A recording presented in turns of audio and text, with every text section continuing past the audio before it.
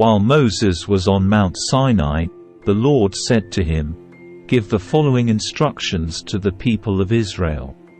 When you have entered the land I am giving you, the land itself must observe a Sabbath rest before the Lord every 7th year.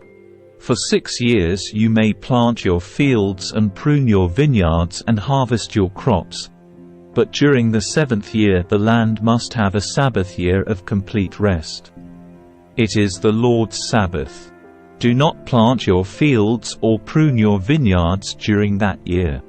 And don't store away the crops that grow on their own or gather the grapes from your unpruned vines. The land must have a year of complete rest. But you may eat whatever the land produces on its own during its Sabbath. This applies to you, your male and female servants, your hired workers, and the temporary residents who live with you. Your livestock and the wild animals in your land will also be allowed to eat what the land produces. In addition, you must count off 7 Sabbath years, 7 sets of 7 years, adding up to 49 years in all.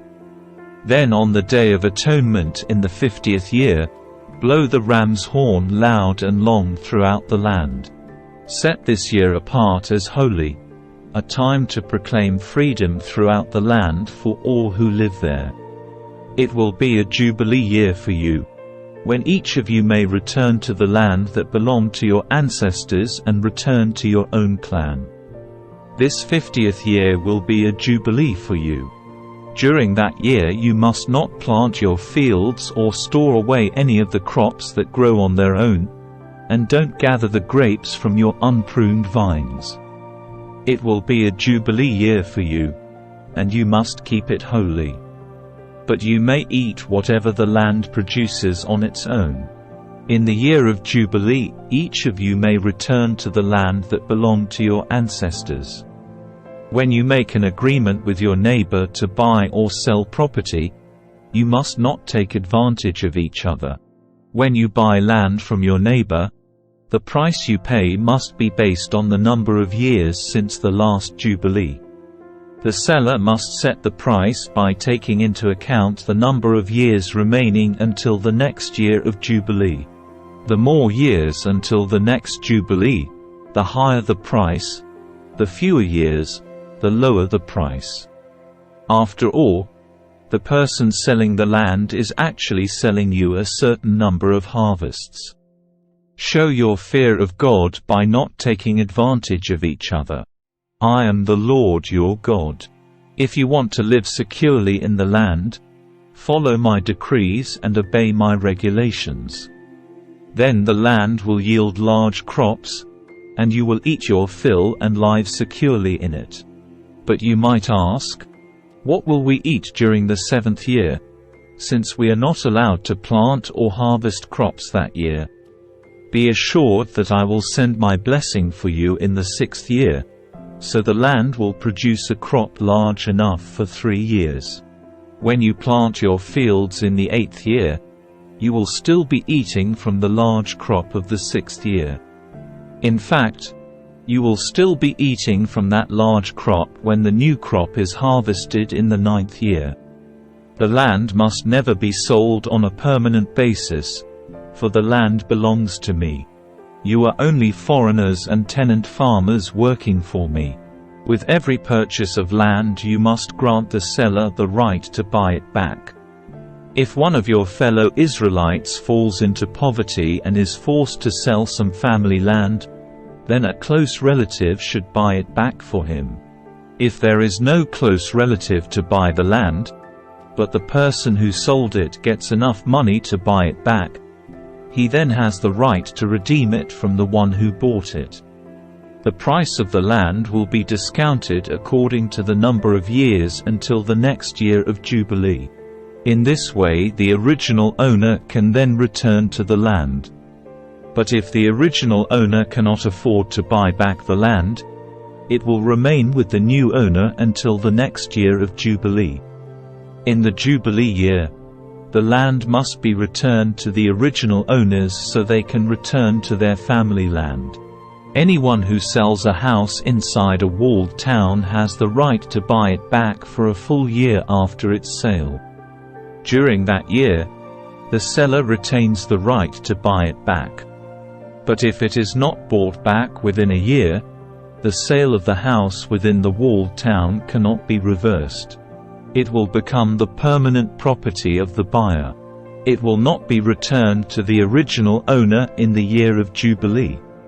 But a house in a village, a settlement without fortified walls, will be treated like property in the countryside. Such a house may be bought back at any time, and it must be returned to the original owner in the year of Jubilee. The Levites always have the right to buy back a house they have sold within the towns allotted to them.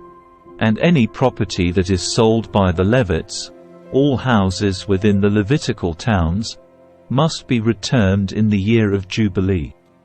After all, the houses in the towns reserved for the Levites are the only property they own in all Israel. The open pasture land around the Levitical towns may never be sold. It is their permanent possession. If one of your fellow Israelites falls into poverty and cannot support himself, support him as you would a foreigner or a temporary resident and allow him to live with you. Do not charge interest or make a profit at his expense. Instead, show your fear of God by letting him live with you as your relative. Remember, do not charge interest on money you lend him or make a profit on food you sell him. I am the Lord your God, who brought you out of the land of Egypt to give you the land of Canaan and to be your God. If one of your fellow Israelites falls into poverty and is forced to sell himself to you, do not treat him as a slave. Treat him instead as a hired worker or as a temporary resident who lives with you, and he will serve you only until the year of Jubilee. At that time he and his children will no longer be obligated to you, and they will return to their clans and go back to the land originally allotted to their ancestors. The people of Israel are my servants, whom I brought out of the land of Egypt, so they must never be sold as slaves. Show your fear of God by not treating them harshly. However, you may purchase male and female slaves from among the nations around you. You may also purchase the children of temporary residents who live among you, including those who have been born in your land. You may treat them as your property, passing them on to your children as a permanent inheritance. You may treat them as slaves, but you must never treat your fellow Israelites this way. Suppose a foreigner or temporary resident becomes rich while living among you. If any of your fellow Israelites fall into poverty and are forced to sell themselves to such a foreigner or to a member of his family, they still retain the right to be bought back, even after they have been purchased. They may be bought back by a brother, an uncle, or a cousin. In fact, anyone from the extended family may buy them back. They may also redeem themselves if they have prospered. They will negotiate the price of their freedom with the person who bought them. The price will be based on the number of years from the time they were sold until the next year of Jubilee, whatever it would cost to hire a worker for that period of time.